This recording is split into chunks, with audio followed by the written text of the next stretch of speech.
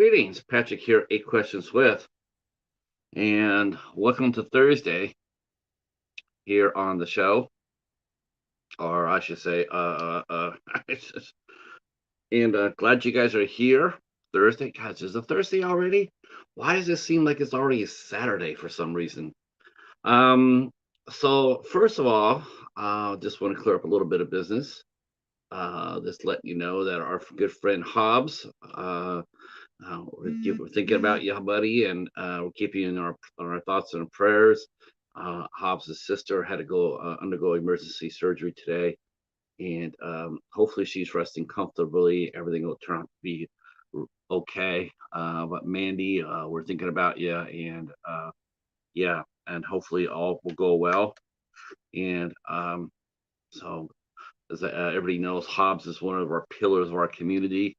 Really nice guy, and he's overcome a lot. And just when things like this happen, we like to rally around our own.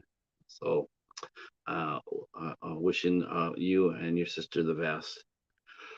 Okay, today we will be talking to Reverend Horace Sheffield, Horace Sheffield III, as a matter of fact. Hi, Anthony. How are you? Yeah, I mean, us too, Anthony. Um, so we'll be talking to social activist, civil rights crusader, the Reverend Horace Sheffield. We're going to talk about all sorts of things. I have several things that we'll be covering with the Reverend. He is one of the most dynamic people I've I've actually never met the man face to face. In fact, I've never even talked to him on the phone until we set up this interview. But I have been an admirer and a respecter of him for many, many years. I first saw him come on when I moved to Michigan. I saw him. He was, he's been all over the media. He's a community activist. When I first met him, he was a firebrand. He was full of vim and vinegar. Let me tell you. If you type in Horace Sheffield and then 2000 2001, you'll see that the Reverend was he was upset, passionate, and he has rights to. He has a right to. And but as the years have gone on, as this happens with a lot of folks, he has kept that passion and compassion, and just refocus his energy in different ways. He hosts a TV show called Real Talk. He also does radio. He's been on the local news many, many times. Whenever local reporters need a comment about a social issue hitting the city, Horace is right there. Um, I believe his daughter is Mary Sheffield, and she is the president of Detroit City Council. And I got to tell you, in all the years that I've been here in Detroit, this is the most quietest city council I've ever seen. You never hear anything about it. And that's a really good thing. It means they're taking care of business. Um, so we'll talk about that. We're going to talk about a lot of things. This is not going to be, this is going to be, I'm going to ask some really good questions. I hope I got some talking points here. I hope that I'm going to do my best to hold my own here, because Reverend Sheffield is a powerful speaker. He's he is a man of God. I will say that, and I believe that he has what he says has a lot of weight. Hello, Echo. How are you? Oh, Anthony. Yes, your 40th birthday is coming up. So that's who we're going to be talking to here in a few minutes.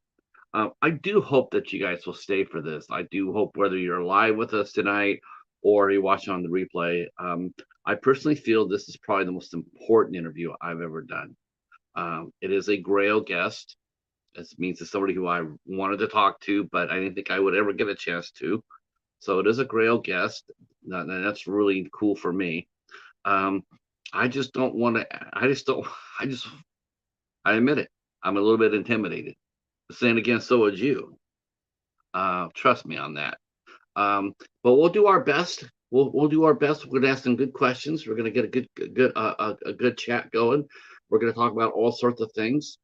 If you have questions about the city of Detroit, about the politics or the people or the businesses or uh, trust, chances are really, really high that Reverend Sheffield will have an idea of what you're talking about and provide a really good answer. Uh, Hello, Facebook user. Let's go see who that is. That is cool. Always glad to see folks watching the show from Facebook. Um, it tells me I'm doing something right. Let's see. Doo-doo-doo-doo. Oh, Lazy Cheetah is here. All right. Got a really, really wonderful comment from yesterday's show with Lazy Cheetah. His mom came by and dropped a really nice comment um, about his work, and it was sort of weird. It's the second thing I seen that today. Um, she mentioned that he sold a painting and he shifted to New Zealand, and for some reason the New Zealand government didn't like what was on the picture or whatever, I guess, whatever. And so they basically they deported his picture, or they held on to it. um and it was sort of weird. It's like we heard that from our YouTube friend Heather, who her and her companion Werner and their other friend was trying to fly into Canada, and lo and behold, Heather got deported, got held for 11 hours, detained for 11 hours, and then turned around and got told that she had to go back home to Australia. There's more to the story than that, but it's interesting. All right, the basement door just opened up, and you know what that means. That means our guest is here. We don't like keeping him waiting any longer than we want to, so we're gonna go get him.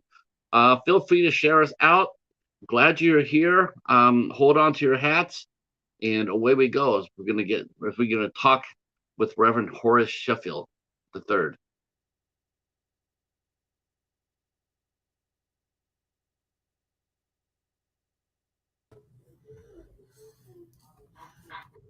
Hello, How are you? Reverend. How are you? I'm good. Can you hear me? I hear you perfect. Wonderful, wonderful. I am actually going to increase the size of our picture so people can see us a little bit better. How about that? Yeah, there we go. They can That see is, your cat. Is that your cat up in the corner? that is the cheetah. That is Yeah. Paladin the cheetah. Okay. He is half British short hair. He's half cheetah. Wild, wild. Don't let that face fool you. He's a pouncer. How about that? I cannot express how much of an honor this is for me to be able to sit here and talk with you. This is something that I never thought I'd be able to do. Never thought in wild, many years I've been following you, that I would ever have a chance to sit here and talk with you one on one.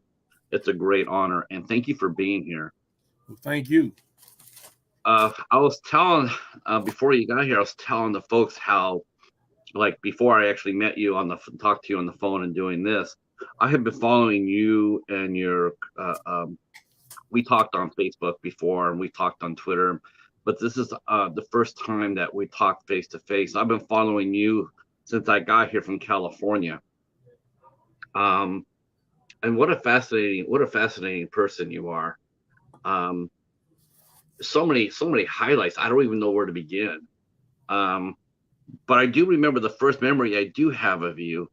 It was on our local Fox channel, channel 2, and they were doing a report, and you were just, I think it was had to do with the mayor's office or something, but you were Mhm. furious, and they were asking you what could be done, and you were out there burn it all down. Right. And yes, you, I that just stayed with me. I mean, the passion and the anger, the righteous anger, and the frustration. Um, you spoke for a city. It wasn't just you know, singular man. You were speaking on behalf of over 750,000 people at that time. Um, do you feel that weight sometimes when you talk? or when you do your show or you talk in front of a crowd, do you feel like the weight of a city's with you? Does it help you, or is it a hindrance? Yeah. I think I carry a load of responsibility. I grew up in a home where my father was in the labor movement, organizing for workers and working for Dr. King. So we always had this sense of allegiance to the truth. And I've adopted my dad's motto: "All the world is my homeland. All of its many people with tongues and religions are my brethren. And the fight for full freedom and justice for all of them is my religion. And my indomitable strength in this flows from my unshakable belief that it's God's will." So I've been blessed to watch somebody who was fearless, whose allegiance was to the truth, not to conformity, not to social conventions, and it's just in my DNA. I don't worry about what's going to happen when I speak the truth. I mean, and that may be because I'm also a person of faith and believe that if I take the right stand, that the God who called me will make certain that I'm protected. Yeah, I described you as a man of God before you came on here, and I personally do not use that term lightly at all, considering the country that we're in and Hmm. considering what we're in. I mean, I look at America now more like Sodom and Gomorrah than I Mm. do America. Yeah. You know the story. There's, you know, I believe it was Abraham who said, if you leave now, if I find 50 people of faith in the city, will you not destroy it? The righteous will spare the city, right? Right. Yeah. And there was not even enough for them to get 50. I think he had. I think if I'm not, if I don't, if I remember the scripture right, I think it was down to like 10. If Right. there's 10 Yeah. followers Yeah. of two cities combined, and Yeah. he could only find as little as 10. To spare the city. Do you, do you feel that? Where do you think our country is at? I mean, as terms of our spirituality. I mean, you're like a gatekeeper here in Detroit. I mean, you see it every week, every day, every week, every Sunday from the pulpit. Um, are people despairing? Are they recovering their faith? Are they despairing of it? And how do you keep yours? Well, let me first start with me. I mean, I've been through enough. I've seen enough. My great grandmother had been a slave. She died in 1962 at 112. And I saw water hoses and dogs released. I think it's a different day, though, Patrick. I think the people who once had a certain line they wouldn't cross, and certain social conventions that they honored, and you know certain beliefs that were inviolable, all that's gone. I Yeah, mean, yeah, these people hold on to power and to exalt, control by a certain group of people are being governed by white male anxiety. You know, trying to hold on to something that really wasn't theirs in the first place, and of course, it had a certain history that indicates they've done abominable things to maintain it. But as far as my own faith is concerned, I mean, weeping and moan for night, but joy comes in the morning. So I learn how to dance in my darkness. I mean, I believe that if the three Hebrew boys can be put in the fiery furnace and escape, if Daniel can escape the lion's den, that is something that I can do. But there's one thing that I gotta say, because it was on my mind when you started, and that is we as African Americans, even in slavery and all that we went through, had a belief in justice and the law. And we held the law to be dear and sacrosanct. We live in a time now where there's such hypocrisy. When I think about these Republicans all in a lather over Bo Biden, when this president that they supported tried to overthrow this country, and then they want to impeach the prosecutors or anyone else that might prosecute them.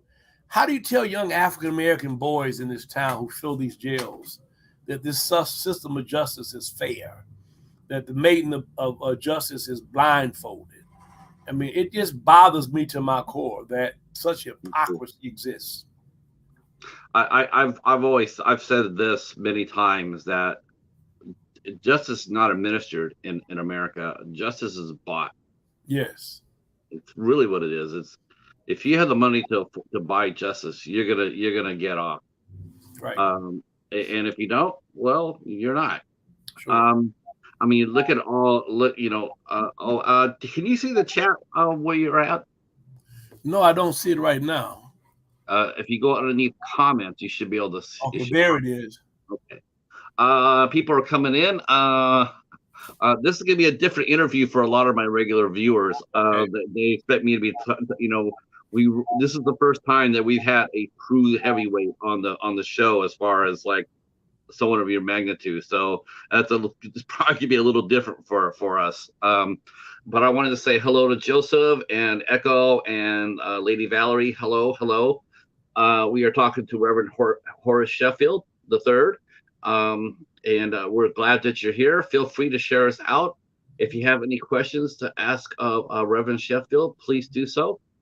Uh, this is I won't be answering any movie questions or anything like that today. So if you can keep your questions on topics with the Reverend Sheffield, that would be very, very helpful. Very helpful. All right. Yes, you're right. I mean, it's a damn shame. You know what's funny is like you saw Trump, he wanted to lock up Hillary Clinton for Benghazi. Right. I mean, his behavior is absolutely crazy. Right. Uh, he advocated That's the part that I'm talking about. I mean, if you're appalled by criminal offenses or trespassing the law, then that ought to be the same. I don't know how anybody. That's just my conscience. I'm certainly not going to indict somebody for something that they're remotely involved in, and here I am immensely committing the same act. I mean, I just sheer hypocrisy to me, and I don't know, man. I think for the first time in my life, I really believe that this country could come apart at the seams. Yeah, I sense it too. Before the end of our time here, I can't see this country being split apart by civil war, civil Right, disorder. I definitely right. can see that. Yep.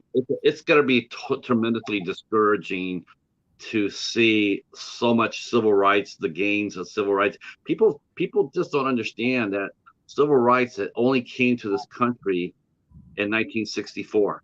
Right. I was born in 64. It happened during my lifetime. My mother and my father saw this. You were there. Your folks saw it. Civil rights had fought for years and years and years, hundreds of years, to get to the place where they could be considered equal among Right. everyone. Everybody's equal. And now here we go. We're seeing the country being torn apart, and all those gains are being systematically destroyed. Yeah. By the courts, we're being killed in the courts. And by the way, that history of civil rights began with the suffrage movement, getting women, gaining the right for women to vote. I mean, we've gone through a whole lot of progressive movements, and I think, and I tell people all the time, what happened? We had such a celebration of having Barack Obama elected. We looked like we reached new milestones. We turned the corner, and it's almost as if the suppression of those emotions, which made it socially uncomfortable for people to express themselves during those 8 years. Once he was gone, it's almost as if the cover came off and people just whatever was there just was bottled up, and all of a sudden it came out in such a virulent form. I dare say it was there before that. I mean, I've typed in rallies that they had for McCain and Palin, and even if you go back to those rallies during his first run, Obama's after he just got nominated, they were already that lid was already Okay. unsealed. So, Yeah. yeah, I mean, there's tons of videos out there with people being racially insulting, and I mean they were flying their colors back then.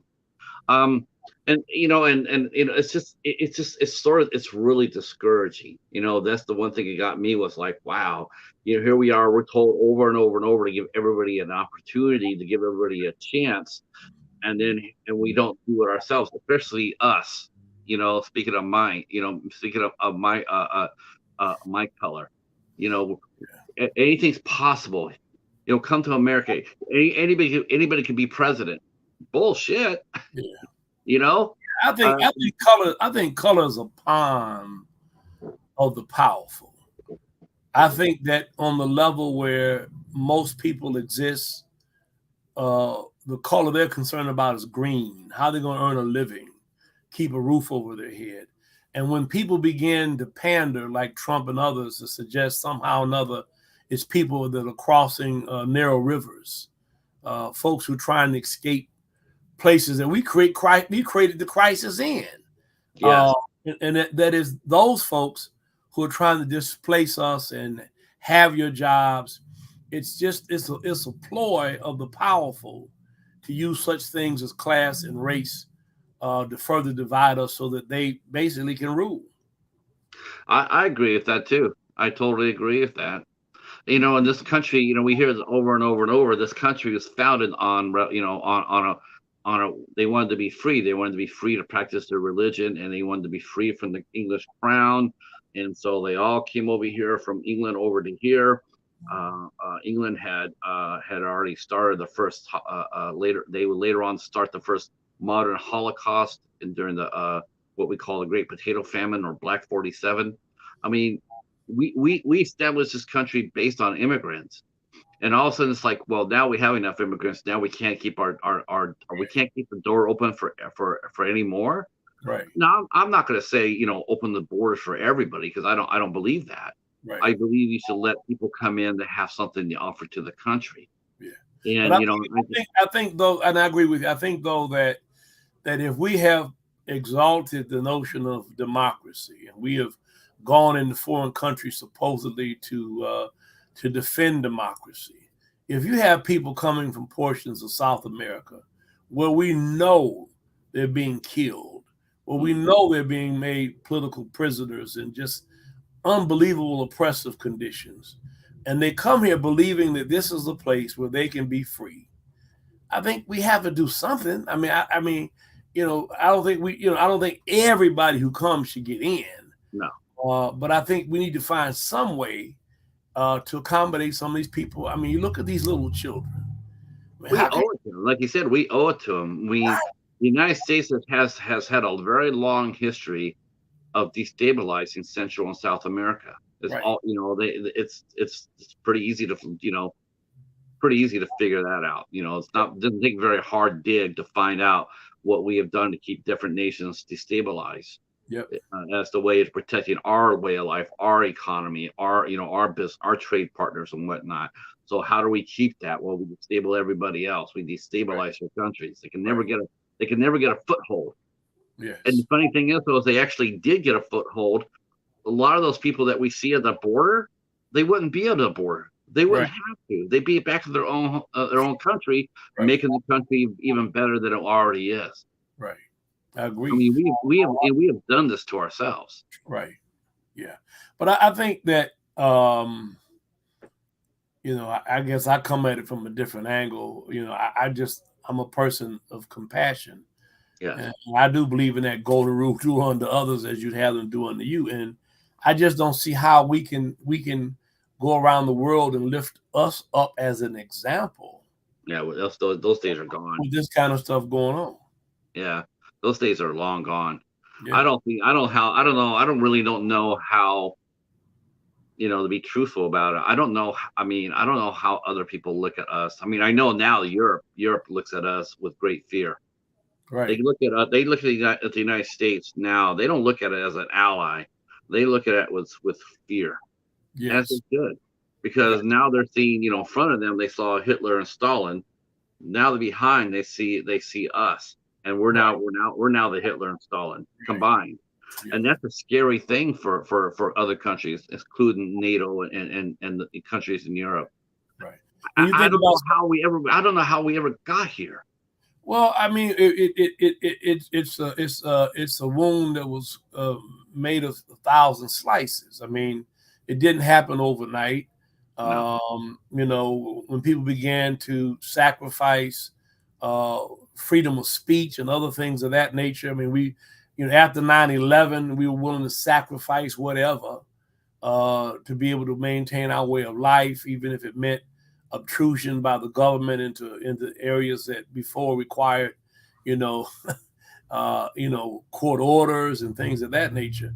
But I think the real problem that we have is that there's so many people who are hyped by this hysteria that is the folks who live next door, or the people in the community next to them, or the folks who they, by the way, have exploited to cut their lawns and water their grass, that are the reasons why we're in this situation. And when you see other folks as enemies, as you see other folks as being responsible or more responsible for where you are than you do yourselves, then you dehumanize those people, and anything that happens to them is justified. Uh, I think you're right about 9/11. I do think that, I asked where did it start, and actually it did start. I feel that's where it really Yeah, started.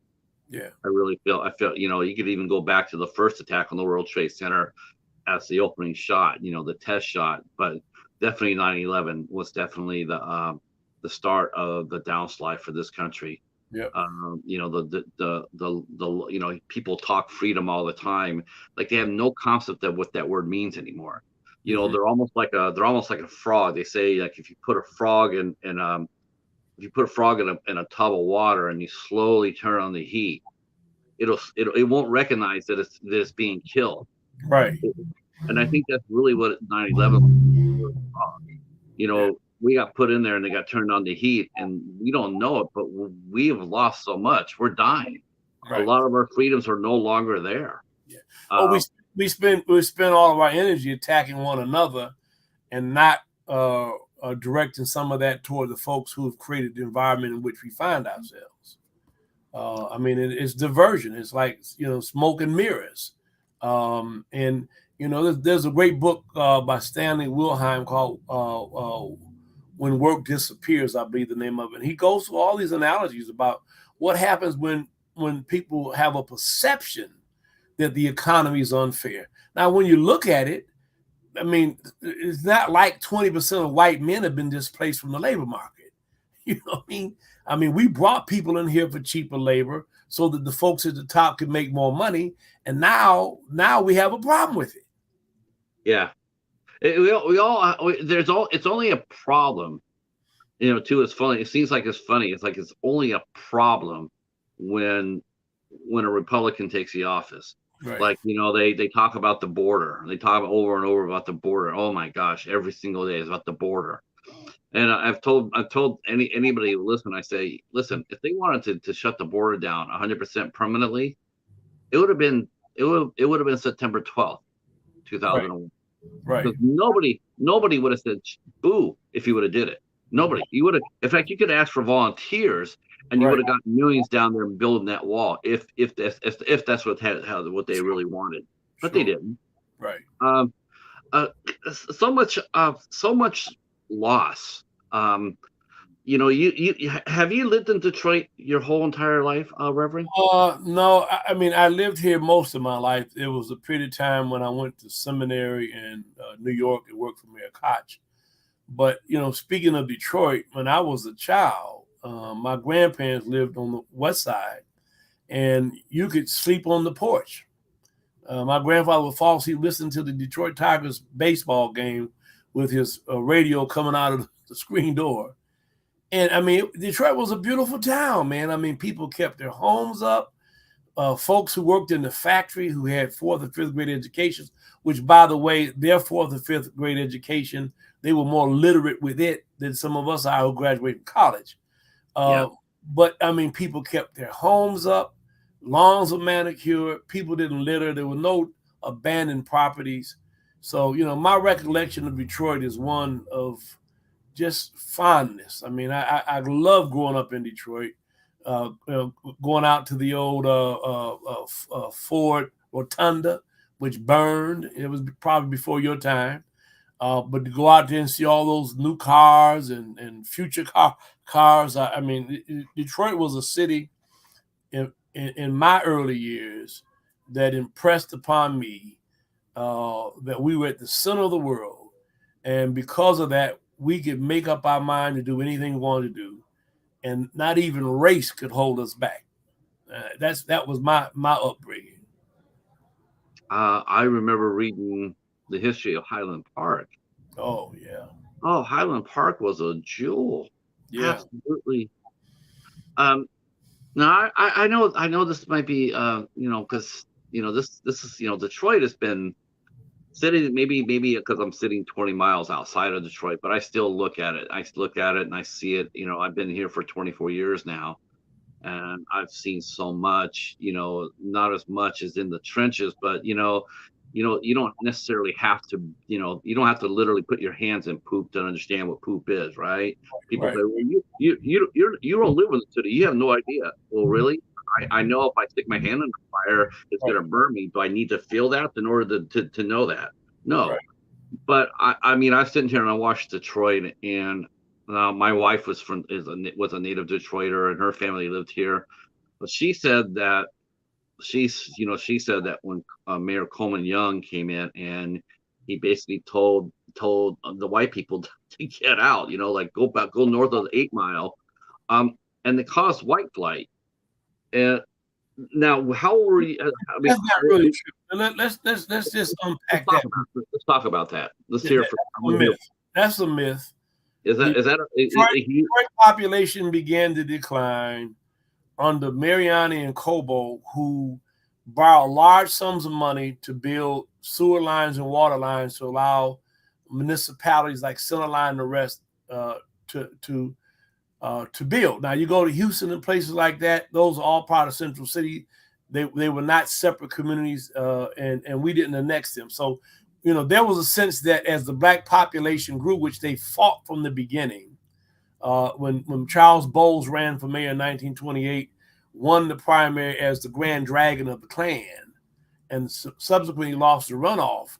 It was to discourage the growth of black population. Now, when it got to the point where it was obvious that at some point the tide was going to turn, and then the 67 rebellion, riots, whatever you want to call it, came, that's when there was mass exodus. And the most notable of which were the Jewish community, who were one of the last groups to leave. But there was a steady decline, a steady departure. And why do you think that works? Coleman Young's adage was in response to billboards that were put around 8 Mile that said, "Will the last person that leaves Detroit turn off the lights?" Right. Why do you think people? Why do people leave? One last point. If you go and read the recent, about a year or so ago, there was a great editorial in the news and the Free Press judging all the mayors over the last, say, 50 years. And the one mayor that they all agreed on who had done more for Detroit, salvaged this city when people were leaving. I mean, balanced budgets and all of that, was the most fiscally sound mayor we had in 30, 40 years. It was Coleman A. Young. And though he had a certain macho demeanor because, he was a race man. I mean, he grew up in that generation of race men and race women. He also, by the way, had one of the most integrated administrations. He had significant numbers of whites The on police his staff. department became integrated underneath him, didn't it? Yeah. I remember that. Yep. But so you think when people left Detroit, because I mean it was once a million people. There were over a million people. 1.9 million. 1.2 million people. 1.9. Now it's down to what, 700, right? Some say 600 to some thousand. See, it's a city that put the world on wheels and ran out of gas. So you had all these unskilled people who came to Detroit. My grandfather, 1919, had 50 years at the Foundry Fort, one of the first black foremen there. But when the bottom fell out of the auto industry, you had successive generations who worked in those factories, many of whom had never gained skilled professional certifications. As you know, the automation in the industry, began to I mean, UAW went from 2 million jobs to 600,000, and they're below that now. So that had a tremendous impact on the city of Detroit, not to mention businesses that began to flee, white residents that began to flee. Some of it because they didn't want to share their communities. But the real thing that I forgot to mention is under Dennis Archer, when the state government said we will no longer give you a profit share, not profit, we'll no longer give you I forget what it's called. It does a certain amount of money they give to every city if you do not get rid of residency. At that time, all white police officers and firefighters lived in Detroit. They lived on the peripheral now. You know, they live out on Evergreen 8 Mile and Denby High School. But when that was taken, revenue sharing in exchange for maintaining revenue sharing, that's when the bottom really fell out. That's when Yeah, the bottom. they were trying to force the firemen and the policemen to live within the city itself, right? It was a residential. We had a residential requirement to work for the city. Either police or fire, you had to live in the city. And so those communities around the fringe, Finney High School area, Redford High School area, Henry Ford High School area, Denby, those areas were still predominantly white, and they were hostile, quite frankly. You know, you didn't go to certain areas at night because, you know, they didn't welcome you there. But once residency was taken away, most of those folks who at least owned homes, even if they weren't living in them, left. I always thought Dennis Archer. I thought he did. I thought he did pretty damn well for what he was given. I thought that. I thought that he did a fine job. Yeah, I I worked thought. for him for 8 years. My dad supported him before he passed, and I think he began the movement toward trying to move Detroit away from a city characterized by black and white.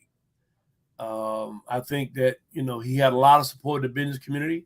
But I tell people all the time, you know, my daughter's president of city council, That's that he could have done more if he had more support. Now, you talk about race, let's be real. The reason Mayor Duggan has done well is because one thing is because he's been in Detroit, he's been connected with folks. But two, the business community is invested under his leadership in ways that they never did under Kwame Kilpatrick or even Dennis Archer, who they loved and celebrated. I go all over this country, and I have more white people tell me how much they love Dennis Archer. But Dennis Archer, you know, couldn't get done some of the things we see happening now. no, no, no. You're right. We got a question for you, Reverend. Sure. Our friend Valerie. Do you have a belief that the breakdown of the family structure plays a part in some of the issues that we are having in society today? Well, you know, I was born in 1954.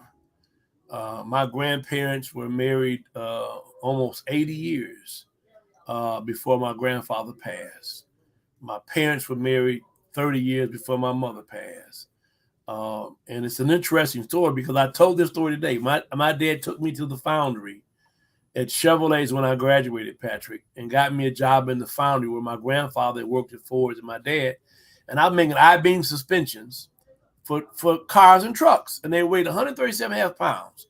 15 in the oven, you heat them up, pull them out with the forceps, put them on the presser. They press them, clip them, dip them, put the other in. And I did that all day. And my last week of work, my dad came to me. He said, "You like this work?" I said, "Oh, no, Daddy, I can't wait to go to school." He said, "Let me tell you something. I'll pay for your education. But if you get a girl pregnant, you're going to marry her and you're going to come back home and work in this factory." So the whole sense of family value, being responsible as a man. You know, I've got 4 kids now and 1 granddaughter, and I'm delighted to be able to take care of my 3 girls and my son. But yeah, family values is, I mean, in 1954, 80% of the children in America were born to two-parent households. Now it's probably only 20%. Yeah. And then what we call family is not the same. I mean, you know, I mean, we have all kinds of gender derivations.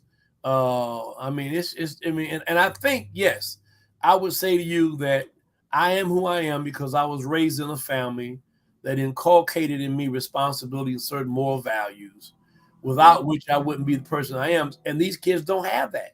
Nobody's teaching them anything. They don't know right from wrong.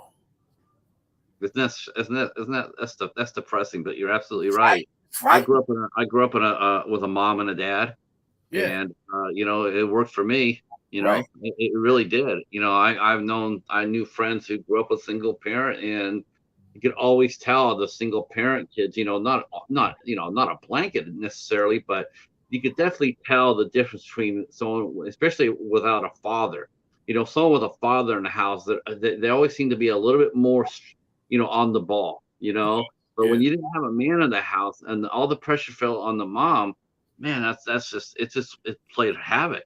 Yeah. But there also was a greater sense of responsibility. Now, on my grandfather's street or the street that I lived with my dad, there were maybe one or two uh, friends or kids who didn't have a father there, but everybody stepped up for them.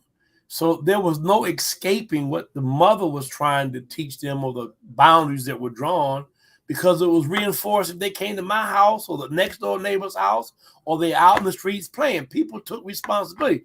But when there's such a burgeoning number of children without two-parent households or don't know who their daddy is or as a result of indiscriminate sex, I mean, how many people do we have that can care for that many kids?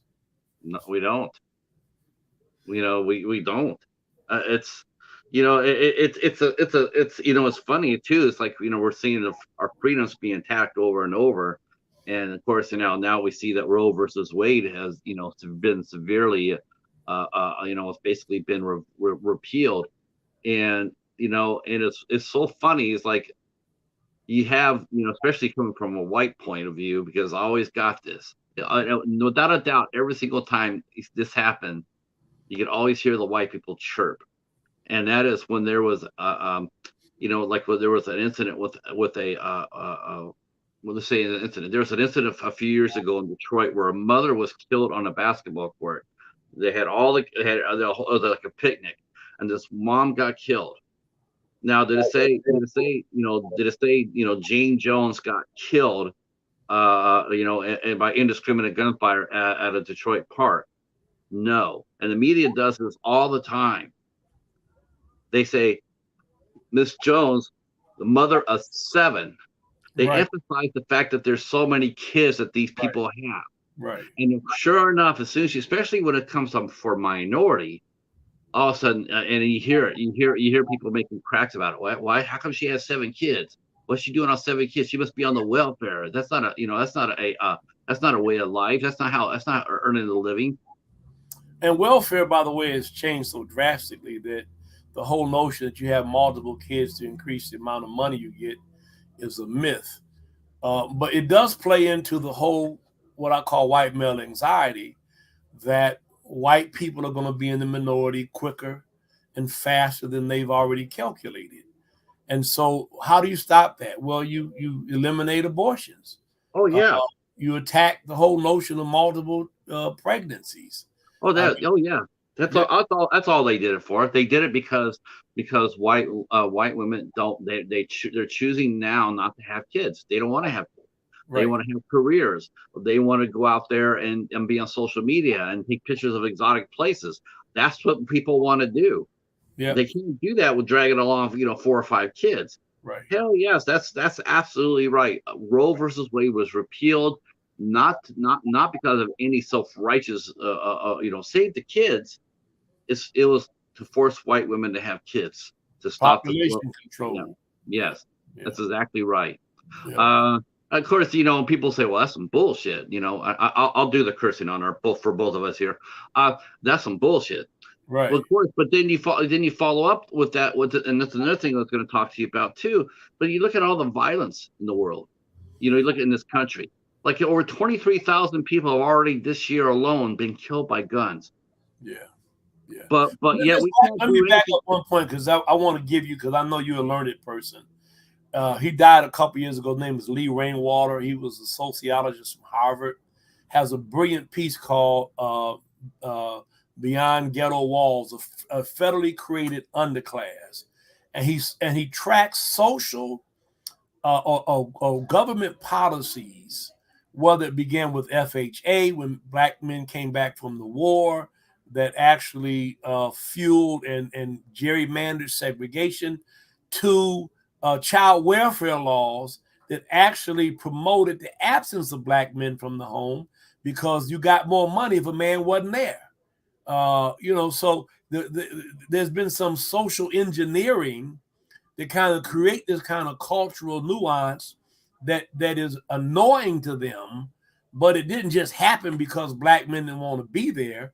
It happened because black men left at least long enough for the government to be able to give them the money because that was the way they would survive. But I just want to throw that in there, and to the degree that people make personal choices, yes, but you also have to take into consideration what's been foisted upon them and imposed upon them that certainly influence those choices. That's right. That's right. And it's funny too. You mentioned about World War II. I mean, that's a whole nother ball of wax.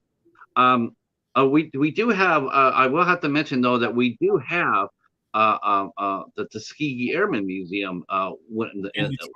Yeah, Yes. Yeah. I still need to go out there. I talked to a friend of mine who's an author who's written many books on the airmen, Yeah. and yeah. Yeah. I had Um, three male teachers at Roosevelt Elementary who were all Tuskegee Airmen. I started Roosevelt Elementary in 1959. It was built off of Jefferson's Monticello, so Central High School was to the left, Durfee Junior High School was to the right. Huge complex, but I had really some significant teachers. And Mr. Roundtree, who was my history teacher, was a Tuskegee Airman. And not only did he teach us about them, but he also taught me about the Montfort Marines, which was a black Marine unit. yeah. And one of the men who worked here for me is my best friend's father. Was on the front page of News and Free Press because Obama brought him to the White House and gave him a Medal of Honor. But those, can you imagine fighting for the country and Yeah. having to deal with racism in the barracks? Yeah. Yeah. I mean, there's a great documentary called The Tuskegee Airmen. It aired on a series called Dogfights. Yeah, And at the end of the show, it showed one of the pilots saying how they put their lives on the line to fight for this country. But after the war was over, they got back to the United States, and as they came off the ship to leave, it was whites to the left, coloreds to the right. yeah, yeah, Up in the air. Believe me, those bomber pilots didn't care what color you were. All they know, well, actually, they did care. They wanted the airmen yes. because They, they were one of the best actually, fighters in the they entire were war. absolutely they were going to be in a dangerous situation. They wanted the Tuskegee Airmen to give them cover. Yes, Yeah, and yet here they are actually putting all their lives and dying, to do those missions, to come back and be told and be segregated again. yeah. And Now, that's Patrick, not that far long ago. Patrick, I only got about 5 more minutes. Oh, And I love to come back anytime. I got a meeting going on in my building, and I uh, marked out this time. I looked forward to doing it, and I love your broadcast, and I'd be happy to do it oh whenever. yes. Well, then I'm going to have you come back. I'm going to Yeah, have you. I'm going to have you come back in September. often as you I'm like. not done with you. I have a whole slew of things here. All I, right. I didn't I didn't even get to talk you up. I got to talk. Let me have this to talk you up. Okay. You Sure. know, we'll cover it again, but I want to talk this up. Okay. So my respect for you turned into love. Like I love you. My wife and I, we talked about you a lot. We loved you when the a lot of people might remember this with the Ayanna Jones killing. Right. I was so proud of you, um, because you stepped in where everybody else was they were crushing Warren Evans, who's been the best police chief we ever had. There's no doubt about that. Hmm. Warren Evans was the best police chief.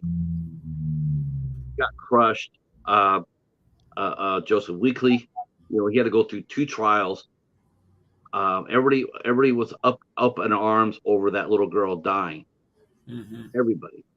You are the only leader that took a step forward and help the family of the young man whose death started it. Right. Jerron Blake, Yeah, 17 years his old, mother, 130 yeah, pounds. yeah, his mother's still a member of my church. And it's interesting because I was involved with both funerals. I actually presided over Ayana's funeral. But Jerian, they call her mother Kuliman. Kuliman. Her name is Livonia Blake, is still a member to this day. Levon Cargill, I'm sorry. And that was such a tragic situation as well. I mean, it's just so moving. And I got an 8-year-old granddaughter live here, and I keep it with me all the time. And one of the things that I think that has affected the soul of this city is the bloodshed and loss of life, needless loss of life of young people and mothers and innocent folks. We almost need some kind of, we need the Pope to come and exercise the city, because I think that sadness and grief impacts so much of what we still do. We have a lot of grieving folks in this town. Yeah, we do. Yeah, there's a tremendous amount of pain and heartbreak. Even sitting on the outside and looking in on it, it just breaks my heart. So many, I have a lot of friends who are journalists, and we talk off the record, of course, and they would sit there and say, you don't know how many times that as soon as the camera was off, because I worried about them. I mean, you saw that you talked to them more and more face to face, but I worried for my friends, because it's like how much can you sit there and report on this every day, all day? How much can you mentally take before you start cracking, before you start hitting the bottle, and stuff like that? I mean, it happens in that profession. Yeah. But we're not insulated. There's no way you can insulate yourself from the senseless loss that takes place on a daily basis.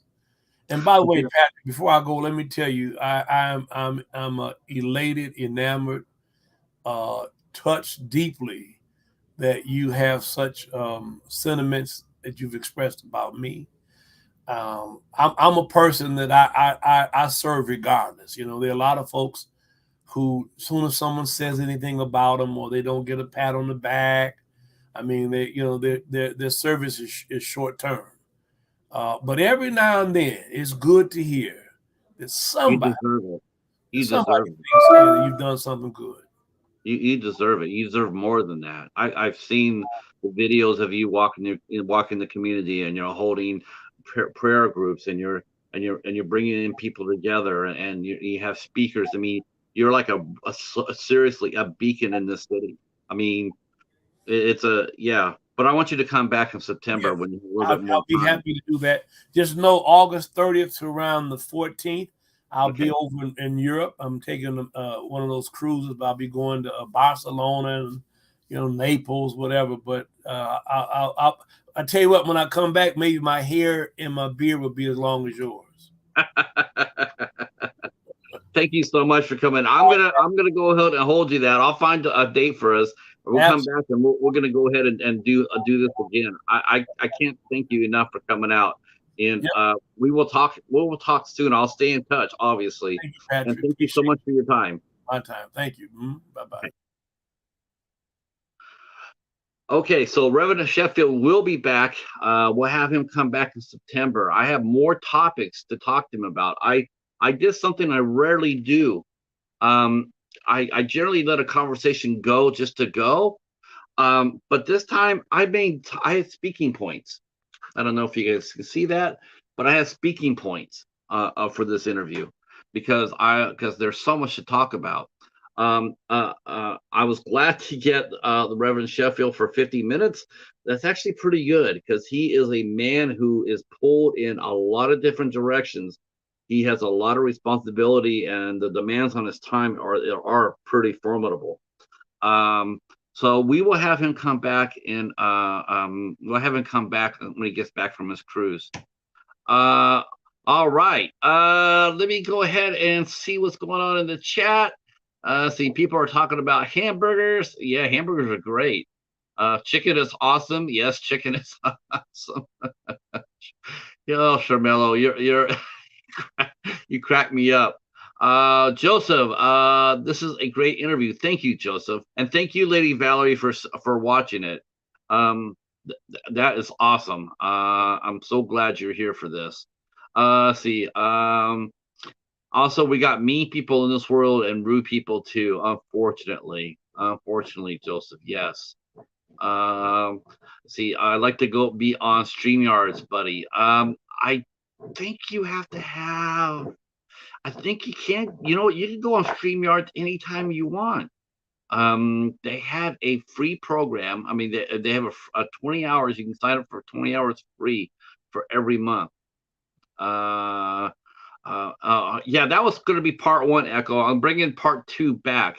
Um, the Reverend, I mean, his time is very much in demand. So we'll have him come back when he gets back from his vacation. He seems like a nice man. Yes, Joseph, he is a saint. I If you type up Horace Sheffield, 2000, 2001, and type in, the media, you will see that his fire and compassion has always been there. See, Echo says has some minor PC issues, so missed a lot. Yes, the replay is definitely worth it, and we will bring him back. Yes, we'll definitely bring him back. Yeah, I didn't think there'd be a lot of us here for this one, but I really didn't care about that. I just wanted to talk to him and to express how I felt. We'll have him come back and we'll get into more into in depth about what's going on in the city, as because the city of Detroit is a microcosm for what's going on in the country. Um, there's a lot going on in Detroit that it could reflect on us all, and so we'll talk about that. When he comes back. Hi, Sarah. Look who's here. Uh, oh yes, yes. He will be back, and you can ask some questions for sure, for sure. All right. So the midnight hour will be held tonight at 10 o'clock. It will be on Popping the Popcorns channel. She will be hosting the show. I will be back here on Saturday. I will be back here on Saturday at 3 p.m. 3 p.m. With our good friends Jennifer and Alan from the YouTube channel Jennifer at Home. They are a delightful couple. Well, one of my very favorite YouTube channels, and very favorite people as well. They are very delightful. They do things together. They're like they got a really they're really cool together. They're exactly what a married couple should be. Very warm, very creative, and Jennifer a hell of a cook. And Alan likes to go in the kitchen too. Those two guys got skills, let me tell you. So we're going to be talking to them on Saturday at 3 p.m. 3 p.m. Eastern Time, 12 noon Pacific Time. And we'll be having Jennifer and Alan will be here. On the 30th, we will be back here on my channel at 6 o'clock, 6 o'clock Sunday, the 30th. Me and the Midnights, Mary Wilson. I believe we'll be making our first appearance, Horror with Haas, and also Cadaver Club will be here, and we will be talking about Hellgate on the 30th of July at 6 p.m. Eastern Time. And then next Tuesday, we'll be doing two shows. We'll be doing a show with Katiana Lee. She'll be here. It'll be our first interview from Slovenia. And then at 8 o'clock, we'll be talking with our van lifer, Tim, also known as Tim from Mo Bang for Your Buck. And he will be here at 8 p.m. and we will be talking all things van life. All right. That's all I got for tonight. Thank you guys all for coming out. I know it's a short show, but we'll be back on Saturday with another one. So thanks for watching, and we will talk to you soon. Peace.